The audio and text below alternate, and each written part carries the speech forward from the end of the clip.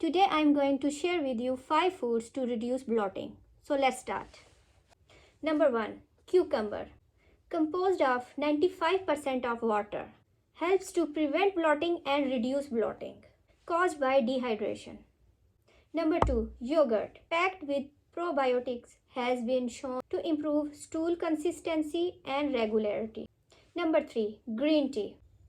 Packed with antioxidant, reduce inflammation and neutralize free radicals, contain caffeines which act as a natural laxative to reduce regularity. Number 4. Ginger.